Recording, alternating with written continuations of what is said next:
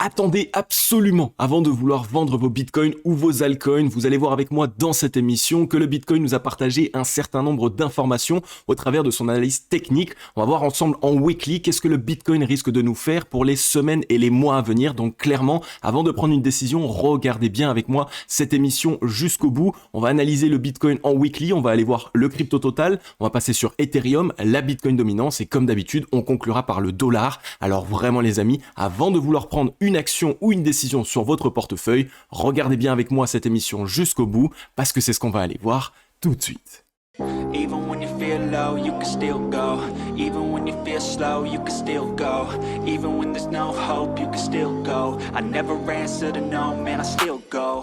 Go, go, go, go, go, go, go, go, go, go, go, go, yo, go, go. Hello à toute la team Logique, ravi de vous retrouver dans cette nouvelle analyse du marché crypto-monnaie. On est aujourd'hui le lundi 28 août 2023 et il est actuellement 9h01 à l'heure à laquelle je tourne cette émission. Alors comme vous l'avez vu en introduction d'émission, les amis, le Bitcoin nous a partagé sa fameuse clôture hebdomadaire et on est lundi. Donc qui dit lundi dit émission weekly. On va voir ensemble dans cette émission qu'est-ce que le Bitcoin ainsi que le marché crypto-monnaie risque de nous faire dans les semaines et les mois à venir. Et surtout, vous allez voir avec moi qu'il nous a partagé un certain nombre d'indications. Donc restez bien avec moi jusqu'au bout. Juste avant d'entamer l'émission, les amis, si le menu vous plaît et si vous kiffez les émissions au quotidien, eh bien n'hésitez pas à laisser tout de suite votre meilleur like ainsi que votre meilleur commentaire. Ça soutient un maximum la chaîne et surtout les amis, vraiment, ça permet à de nouvelles personnes comme vous de pouvoir découvrir la chaîne et potentiellement évidemment d'être aidés et accompagnés.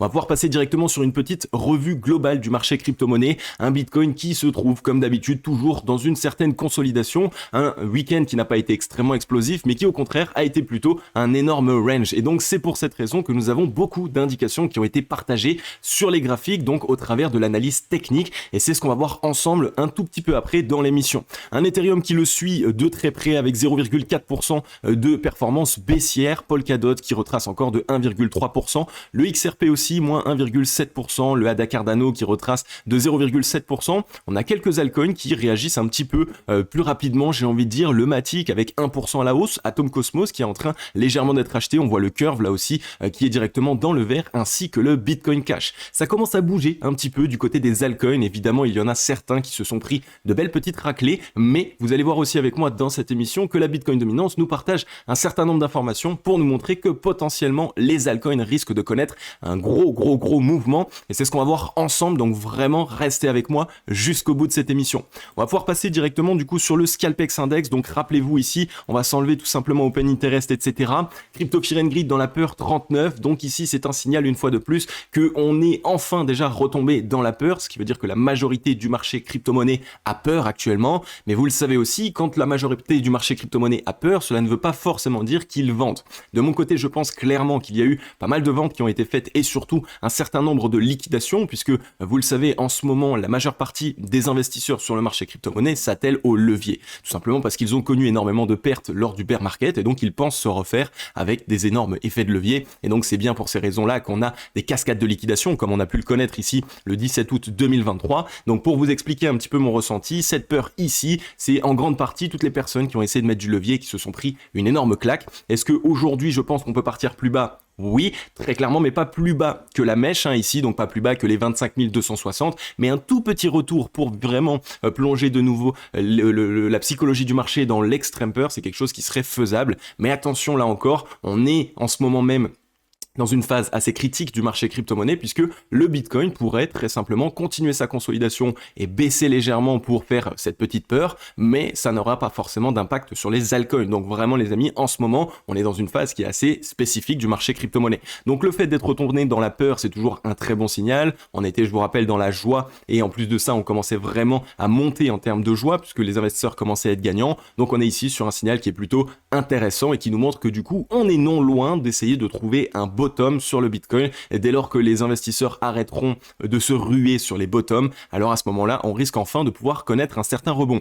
Un social index sur Up, un market order flow en recherche de vente ce matin. Donc voilà, comme d'habitude, on se rappelle ici de ce bull flag qui a eu malheureusement une résolution baissière. Cette résolution baissière, elle a été extrêmement rapide. On est venu faire ici une grosse cascade de liquidation baissière, comme vous le voyez ici, avec une énorme mèche qui a été directement rachetée de la part de la smart money. On l'avait vu ensemble dans l'émission précédente. Je vous avais dit qu'après ce type de mouvement-là et surtout 1 milliard de dollars de liquidation, eh bien, on risque de tout simplement trouver consolidation. Donc, on est ici dans un range. Pourquoi ? Parce que le marché a besoin de digérer ce qu'il se passe. Les whales, elles, testent la demande. Elles veulent voir si les investisseurs sont actuellement en train d'essayer de buy the dip, comme on dit, ou est-ce qu'à l'inverse, ils sont frileux et n'osent pas rentrer et au contraire, essayent de vendre. Et donc là, qu'est-ce qu'elles font ? Elles continuent cette consolidation, mais elles accumulent toutes ces positions qui sont vendues par les mains faibles. Donc voilà la raison pour laquelle, après une cascade de liquidation, on arrive toujours dans un range. Donc pour l'instant, on est dans ce range, pas de résolution qui a été trouvée, ni une résolution haussière puisque la borne haute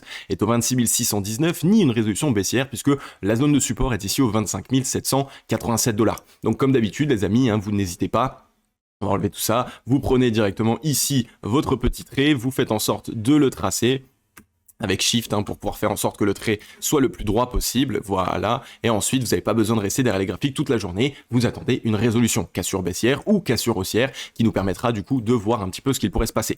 Pour ma part, je pense qu'on pourrait faire dans cette journée un petit mouvement ici pour revenir combler la mèche, c'est des choses qu'on fait assez fréquemment afin tout simplement de liquider tous les stops qui se sont positionnés sur ce range, et ensuite tout simplement faire une petite fausse cassure baissière et un énorme short squeeze de l'autre côté, donc quelque chose de très rapide pour s'attaquer ici aux 26 900, presque 27 000 $. On pourrait essayer de récupérer et de quasiment retourner aux 28 000 $.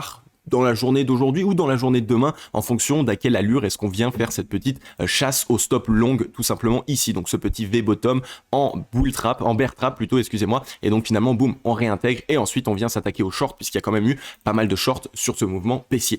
Donc voilà un petit peu ce qu'il se passe sur le Bitcoin. Pour l'instant, grosse consolidation, on est en train de digérer ce milliard de liquidation. Et comme je vous l'ai expliqué dans l'émission précédente, 1 milliard de liquidation, cela montre que les whales ont atteint leur premier objectif, leur première zone fatidique. Donc ici, on est tout simplement en train de retester la demande et elles vont voir si, comme d'habitude, dans un range, qu'est-ce qui se passe ? Eh bien, il y a des longues qui s'ouvrent, donc des stops qui s'ouvrent en dessous et des shorts qui s'ouvrent, donc des stops qui s'ouvrent au-dessus. Et donc, qu'est-ce qu'elles veulent faire ? Eh bien, tout simplement, elles veulent voir où est-ce qu'il y a le plus d'argent. Est-ce que ça va être du côté des longs, des shorts ou est-ce que ça va être du côté des longues ? Et en fonction de ça, eh bien, il va y avoir une décision qui va être prise. Maintenant, comme je vous l'ai dit, on est sur 875 millions de dollars de positions longues liquidées. Donc, pour l'instant, autant vous dire que des positions longues, des liquidations longues, il n'y en a plus tant que ça dans les premières zones ici, donc dans tout ce qui se trouve ici entre les 25 500 et les 24 900. Donc pour l'instant, il n'y a pas forte utilité à venir essayer de récupérer ces liquidités et donc de faire encore un bottom plus bas. Donc c'est encore une fois un bon signal, un signal qui nous montre que potentiellement sur cette consolidation, le Bitcoin est en train de réaliser ici tout ce qu'il faut pour faire peur aux mains faibles, mais que les whales de l'autre côté, elles sont en train de réaccumuler.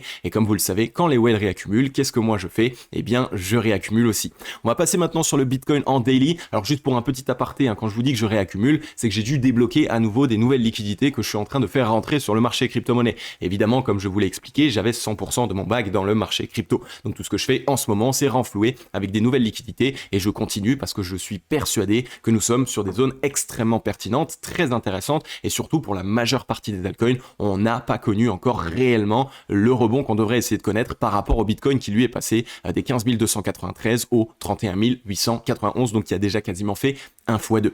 On est maintenant directement sur le Bitcoin en weekly. Donc, comme d'habitude, je vous rappelle qu'on est ici bloqué par cette grosse zone de résistance, ce rectangle rouge ici entre les 35 000 $ et les 29 389. Donc rappelez-vous ici, c'était précédemment une très grosse zone de support. Donc qui dit précédemment une grosse zone de support weekly dit que là évidemment on est sur une zone pivot, une zone de résistance qui est en train d'être bien défendue par les vendeurs. Par la même occasion, pourquoi est-ce que les vendeurs défendent cette zone ? Tout simplement parce qu'on a la première zone d'arrêt aux 36 000 $. Donc la première chose qu'on pourrait essayer de faire, c'est déjà ici, comme on le voit, de tenir ce niveau de support des 24 500, 24 800 jusqu'au 24 500. temps et essayer potentiellement de trouver un rebond pour essayer d'aller directement tête baissée sur les 0,382 de Fibonacci. Ça aussi, je vous le rappelle, ici, on est en train de trouver une consolidation. Pourquoi est-ce qu'on a très peu de probabilité tout de suite maintenant d'avoir un rejet et de repartir bien plus bas? Eh bien, tout simplement parce que la première zone d'arrêt n'a même pas été encore touchée. Donc, c'est tout simplement pour l'instant un rebond évidemment qui a réalisé quand même un x2, ici des 16 000 jusqu'aux 32 000. Donc, on assiste à une consolidation. Les acheteurs ont besoin de récupérer de la force et les vendeurs, eux, eh bien, sont en train d'essayer complètement de défendre cette zone. Maintenant, qu'est-ce qu'il se passe dans ce type de situation? Eh bien, c'est très simple. Les vendeurs vont exercer une pression vendeuse et en fonction si les acheteurs ont assez de force et s'ils sont assez présents, eh bien, ils vont essayer tout simplement d'exercer une pression acheteuse supérieure à la pression vendeuse. Si c'est le cas, eh bien, tout simplement, on va voir le prix repartir à la hausse. D'accord? Donc, gardez bien tout ça en tête. Pour l'instant, on est toujours dans ce range. Je vous montre ici aussi la clôture hebdomadaire de la semaine précédente. On a assisté ici à une toupie. Une toupie après une grosse décision vendeuse, c'est souvent un signal qui peut être intéressant. Ça montre que actuellement le marché n'a pas pris de décision baissière et donc on a tout à jouer sur cette semaine en question. Et évidemment, il est toujours possible de venir ravaler et de revenir trouver clôture fin de cette semaine au 24 775. Mais maintenant, comme on le voit avec cette toupie, cela donne un signal que les acheteurs essayent concrètement, tout simplement, d'exercer une pression acheteuse plus importante que la pression vendeuse. Et on a toujours un volume ici vendeur qui est décroissant. Donc très peu de volume. Et actuellement, quand on dit très peu de volume, c'est un signal qui est plutôt intéressant une fois de plus pour essayer de voir directement une résolution acheteuse se faire. Je vous rappelle qu'on est actuellement le 28 août, donc on arrive bientôt en septembre. Qui dit septembre dit aussi qu'on va être dans le troisième trimestre de l'économie en général. Et donc troisième trimestre, c'est un peu une reprise, c'est un peu après les vacances pour la plupart des personnes. Donc généralement, il y a quand même du mouvement. Les gens sont assez excités et surtout, eh bien, il y a des liquidités qui rentrent à nouveau sur les marchés. Il y a de nouveau les fonds de gestion, les banques, etc. qui rentrent à nouveau. Donc ici, on arrive dans les semaines dans lesquelles il risque d'y avoir à nouveau de l'argent qui rentre. Qui dit de l'argent, dit évidemment des mouvements un petit peu plus rapide comme je vous l'ai dit. Donc maintenant il va falloir qu'on surveille bien ça. Volume vendeur toujours très intéressant puisqu'il est décroissant et en plus de ça on est venu trouver tout simplement ici, à part la petite mèche qui est passée chercher les liquidités, on est toujours au-dessus du bottom précédent. Le bottom précédent était au 25 892 et ici on a trouvé une clôture au 26 047. Donc là encore on est en train pour l'instant de tenir un bottom plus haut que celui qui était précédent et en plus de ça on avait fait un petit top qui était lui aussi plus haut que celui précédemment. Donc clairement actuellement on est dans un énorme range, une consolidation sur le Bitcoin. On va aller voir maintenant sur le RSI, on avait vu une petite divergence ici qui s'était mise en place, qui est un signal plutôt bearish, surtout sur un double top en rejet des 70. Là, on a quitté la zone de neutralité ainsi que la ligne de coup. Donc, à voir maintenant, il va falloir qu'on surveille bien ça, puisque comme vous le savez, quand on vient quitter la zone de neutralité sur le RSI, ça peut être un signal que le momentum se déverse pour les vendeurs. On pourrait réintégrer rapidement et essayer de tester, rester dessus, mais comme vous le voyez, pour l'instant, il va falloir déjà, dans un premier temps, que les acheteurs sur le Bitcoin arrivent à se montrer afin de regagner cette zone de neutralité. Donc le Bitcoin en lui-même pourrait continuer encore une certaine consolidation tranquillement pendant quelques semaines afin d'essayer de poser un bottom et donc de mettre en place ici un nouveau double bottom pour repartir à la hausse. C'est toujours la même histoire, mais on attend ce type de structure pour valider. Maintenant sur le ratio long short, comme vous le voyez, c'est un petit peu moins avancé. On est à peine en train de retester la zone de neutralité. Donc ça, c'est un très bon signal. On était dans la zone de surachat, les acheteurs n'avaient presque plus de force et on est en train de retester la zone de neutralité. Si on la tient, cela nous montre que les acheteurs conservent le momentum et donc que ceci était simplement un mouvement baissier qui a permis aux acheteurs de récupérer de la force et surtout aux acheteurs de venir essouffler les vendeurs. Donc clairement, un signal qui serait extrêmement bullish, ce serait de réussir à tenir cette zone de neutralité pour pouvoir se relancer et poursuivre le double bottom dans lequel nous étions. Je vous rappelle aussi que ici, on n'est pas encore revenu dans la réelle zone de surachat, la zone dans laquelle les acheteurs s'essoufflent complètement au-dessus des 60 comme on a pu le faire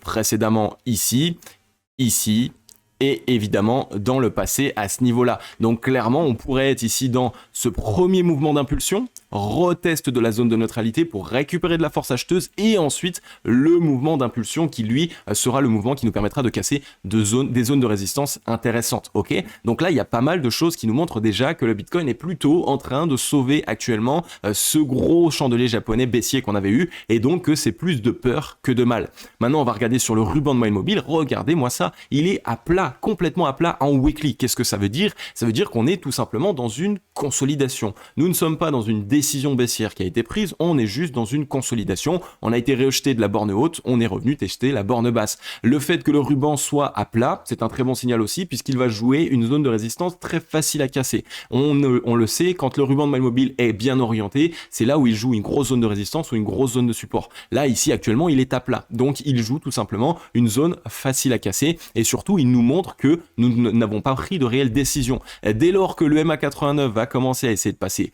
en dessous du ruban de My Mobile, à ce moment-là, ce sera complètement bullish, puisque ça nous permettra d'avoir ici tout simplement le MA89 bien orienté, comme quand on était en tendance haussière. Et à l'inverse, si le MA89 arrive à bien passer au-dessus et que le ruban commence à s'élargir en tant que résistance, là, ce sera un signal très baissier. Mais pour l'instant, on n'est pas du tout là-dedans, on est dans quelque chose qui est une tout simple petite zone de résistance dans un range. Sur le MACD, on avait eu un petit rebond, retest de la zone de neutralité et rejet. Donc là, clairement, on est sur la semaine fatidique. Il va falloir qu'on arrive rapidement, j'ai envie de dire, à essayer de réintégrer la zone de neutralité, donc réintégrer le range. Une fois que ce sera fait, on pourra continuer la petite consolidation jusqu'à avoir la force nécessaire de casser cette zone. Maintenant, il ne nous faut surtout pas essayer de réattaquer cette zone des 24 905 $, car on est sur un support qui est clé, un support qu'on est venu ici réaliser tout simplement une cassure haussière, retest à une reprise, retest à 2 reprises. Donc, il ne faut pas revenir le marteler à trop de reprises, sinon ça deviendra baissier, sinon ça deviendra surtout dangereux. Mais pour l'instant, ce n'est pas le cas. Donc, clairement, regardez ici, on le voit en fait tout simplement. Des fois, il faut regarder dans le volume. Le volume est décroissant depuis ici. Donc, depuis la semaine du 20 mars 2023, le Bitcoin est quasiment dans une consolidation avec ici une borne haute aux 31 000 $ et une zone de support entre les 25 827 et les 24 773 $. Donc, pour l'instant, pas de panique. Il n'y a pas de signaux qui sont réellement baissiers et au contraire, on y voit même des signaux qui nous montrent potentiellement un bear trap et donc on essaye de faire peur, de faire quitter les positions des mains faibles. Maintenant, on est sur le crypto total. Le crypto total, c'est la même chose que sur le Bitcoin. Là où la majeure partie des gens vont voir ici un M se dessiner, eh bien pour l'instant, on voit que le M a été sauvé. La clôture qui aurait malheureusement validé ce M top, ça aurait été une clôture aux 1022 milliards. Sauf que nous, on a trouvé clôture aux 1037 milliards. Pour l'instant, on tient bien le bottom précédent, ce qui est plutôt un signal bullish une fois de plus. Volume complètement décroissant alors que on a eu évidemment les vendeurs qui essayent de se montrer, donc là encore c'est un signal intéressant de voir un volume décroissant lorsqu'on essaye de réaliser un mouvement baissier. On va regarder sur le ratio long short, on est sur la zone de neutralité, là encore, là regardez bien, on est très proche, on est venu retester, c'est clairement sur cette semaine qu'on pourrait avoir, si on devait avoir une réaction acheteuse, et bien un mouvement très rapide, immédiat. Regardez ici le double bottom, on a cassé la zone de neutralité, retest, et donc là ce serait parfait pour pouvoir se relancer et vraiment poursuivre ce mouvement haussier initial, puisqu'on est toujours évidemment dans une dynamique haussière actuellement, d'accord? Donc surveillez bien tout ça, pour l'instant le signal n'est pas bearish. Si on regarde maintenant sur le RSI, ok, petit M qui nous a fait quitter la zone de neutralité, je suis d'accord, mais on est surtout déjà en train de revenir tester la ligne de coup ici du double bottom de reprise. Donc de ce double bottom ici, on est en train de retester sa ligne de coup. Là, on est quasiment dessus. Donc c'est un très bon signal puisque ça pourrait nous permettre d'avoir une impulsion haussière et de s'affranchir de la zone de neutralité de manière rapide et surtout furtive.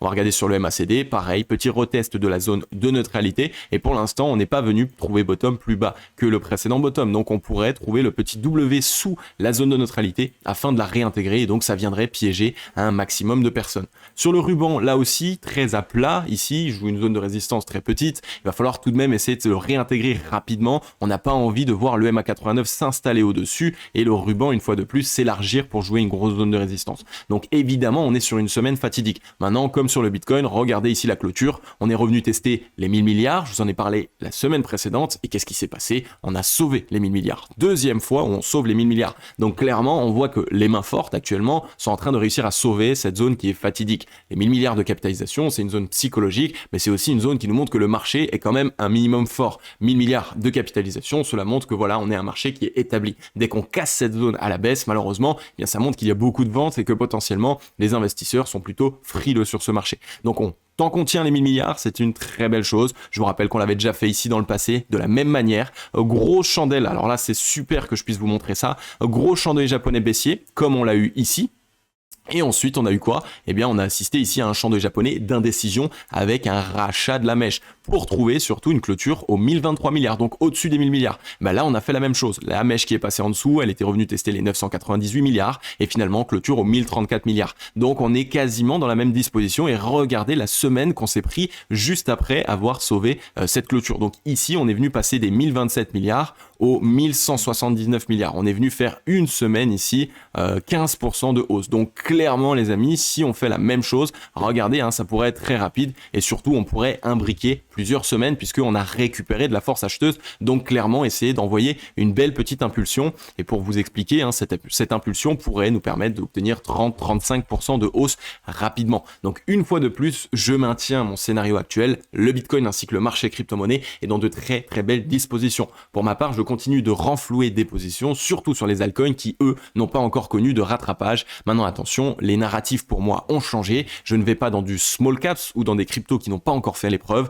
Je renfloue sur des gros projets, des projets qui ont une utilité concrète au marché crypto, voire même une nécessité. Il y a vraiment des projets où si on devait les faire sauter, on les enlevait du marché crypto, le marché crypto ne fonctionnerait plus de la même manière. Et voilà sur quoi je me renfloue en ce moment. Donc, crypto total, petit rejet de zone de résistance, mais on continue d'être dans un range, très simplement ici, on a la zone de support qu'on est en train de maintenir. Donc là, tac, belle petite zone de support qu'on est en train de maintenir. Pour l'instant, rien à dire de plus, à part le fait qu'on ait bien sauvé le bottom précédent, ce qui est encore une fois un signal plutôt bullish. Sur Ethereum maintenant, Ethereum est venu valider son M-top. C'est plutôt un mauvais signal weekly ici, le M avec la cassure des 1719 $. Donc on a fait ici ce petit M. Ethereum, je vous en avais parlé potentiellement. C'était d'ailleurs le seul actif sur lequel je voyais une correction, puisque sur les autres, je ne le voyais pas.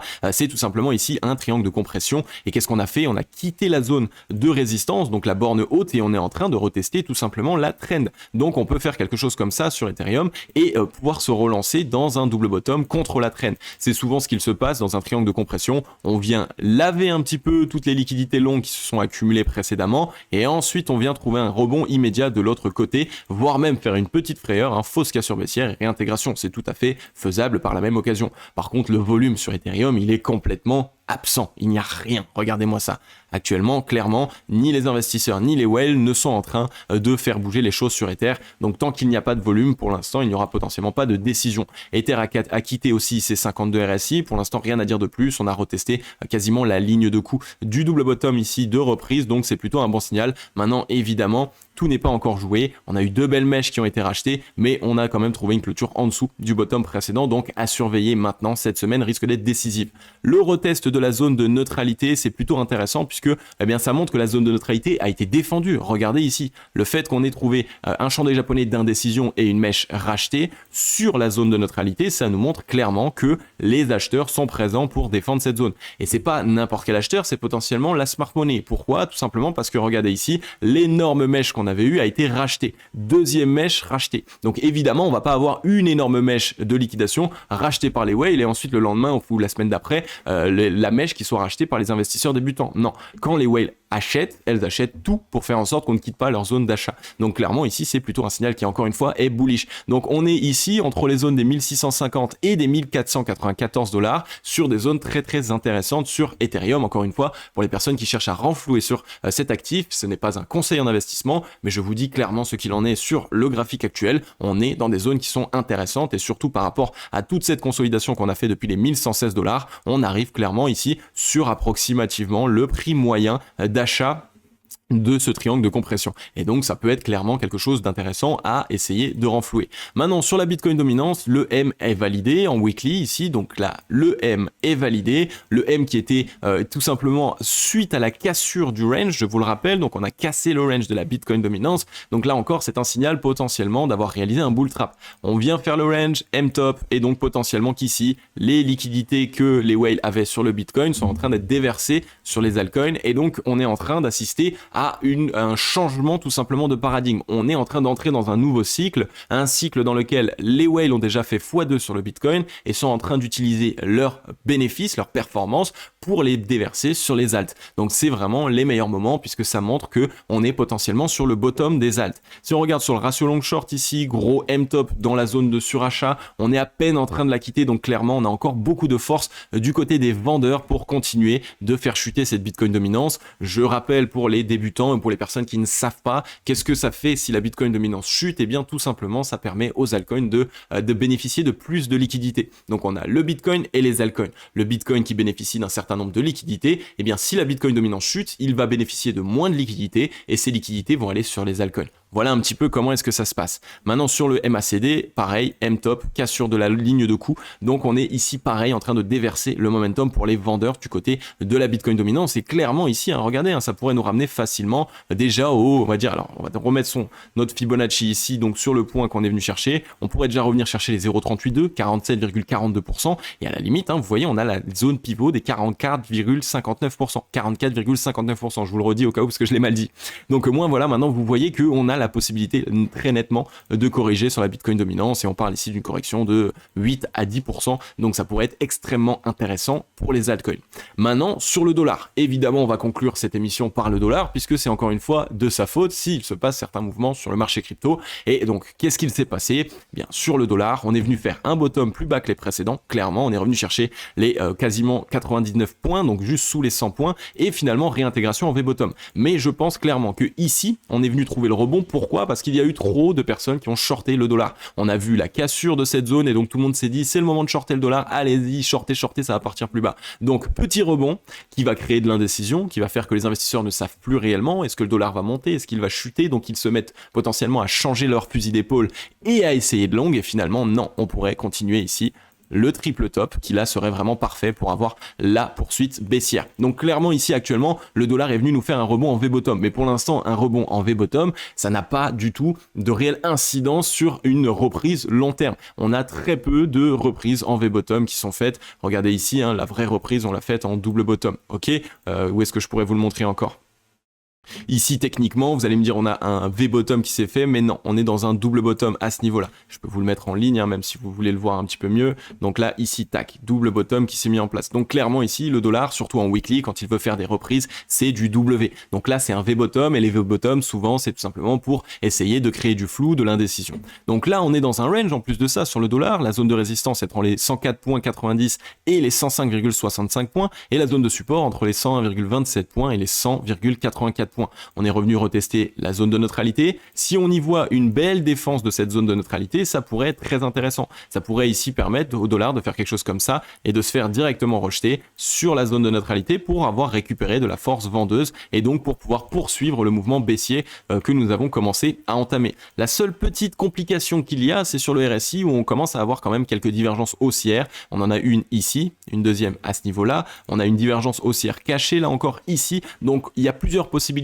Soit c'est tout simplement les whales, donc les grosses institutions qui ont acheté fortement, massivement du dollar pour tromper la majeure partie des investisseurs, mais qui vont le vendre par la suite. Soit on est réellement ici sur quelque chose qui est en train d'essayer de se poser en bottom, et donc on va d'abord connaître une petite correction pour retester la demande et ensuite essayer de confirmer ce W. Donc c'est là aussi où évidemment il va falloir qu'on surveille fortement le dollar. Si le dollar reprend un double bottom, ce sera très néfaste pour le marché crypto. Là aussi, on voit quand même qu'il y a du gros dollar qui commence à continuer d'être acheté.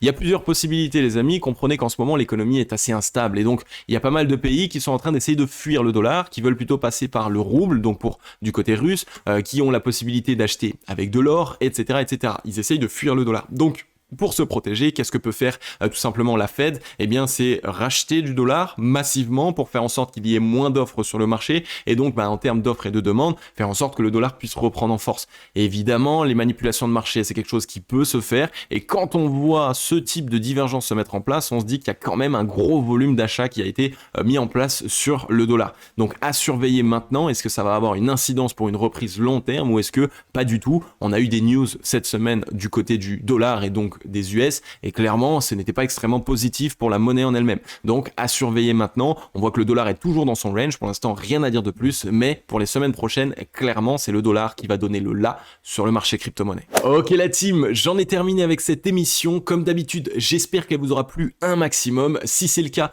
n'hésitez pas à soutenir la chaîne, soit avec un gros like et un gros commentaire, et soit pour les personnes qui en êtes encore là et qui n'êtes pas encore abonnés, eh bien les amis, rejoignez la Team Logic, abonnez-vous, activez la cloche, ça va vous permettre d'accéder à 3 analyses techniques par semaine que je vais vous faire moi-même afin de vous aider et de vous accompagner sur le marché crypto pour que vous puissiez avoir une vision globale de qu'est-ce qu'il se passe, mais surtout aussi pour que vous ne fassiez pas d'erreurs et pour que vous évitiez de réaliser des actions dans la précipitation. Quand il y a des émotions qui rentrent en compte, de la joie, de la peur, on fait souvent de grosses erreurs. Donc vous l'avez compris, le Bitcoin, le marché crypto-monnaie n'est pas aussi baissier que vous l'entendez partout sur YouTube ou alors que vous le pensez jusqu'ici. En réalité, dans les faits, de manière technique, le Bitcoin est dans une belle consolidation, il récupère de la force. Pour l'instant, évidemment, il est toujours sous sa petite zone de résistance des 28 000 $, mais en tout cas, au niveau de la force est en train plutôt de commencer à s'essouffler du côté des vendeurs et de commencer à se reprendre du côté des acheteurs. On reteste la zone de neutralité, donc une zone pivot, notamment les 25 000 $ en tant que support. Donc clairement, on est juste en fait sur un gros retest d'une zone pivot. Maintenant, on reteste la demande, mais si les acheteurs tiennent bien ces 25 000 et la zone de neutralité, à ce moment-là, les amis, on risque clairement de connaître un gros rebond et surtout rapide, furtif, un réel short squeeze. Donc rappelez bien vous de tout ça, les amis, tout ça n'est pas un conseil en investissement, c'est tout simplement ma propre stratégie, mais aussi ma vision et mon expérience du marché crypto-monnaie. À vous de prendre vos propres décisions, mais clairement, on a pas mal de signaux qui nous montrent que essayer petit à petit de renflouer des positions sur les altcoins en ce moment risque clairement de nous permettre d'être largement rentable d'ici 3, 4, 5 mois en fonction de quand le marché risque d'avoir sa réelle reprise. Donc voilà les amis, vous avez toutes les informations qu'il vous faut. Normalement, je vous dis à demain dans la prochaine émission, je vais tout faire pour pouvoir le faire. En ce moment, je suis plus en train de m'occuper de gros clients que j'ai, qu'il faut que j'aide, que j'accompagne sur la disposition. Donc c'est ce qui me prend la majeure partie de mon temps. Plus évidemment, j'ai la main de l'homme, donc ma marque de gants pour hommes. Et on a ici en septembre-octobre une apparition dans 2 magazines, 2 très gros magazines. Donc pareil, beaucoup de travail pour pouvoir le mettre en place et pour faire en sorte d'assurer la demande. Et de l'autre côté, on est en train de créer une collection capsule avec un très très gros YouTuber qui est connu dans le gant et dans le milieu automobile. Je ne vous en dis pas plus, je vous en parlerai potentiellement dès lors qu'on aura tout qui est en place. Donc voilà les amis, en tout cas je vous dis j'espère à demain dans la prochaine émission. C'était Cryptologique. Ciao bye bye.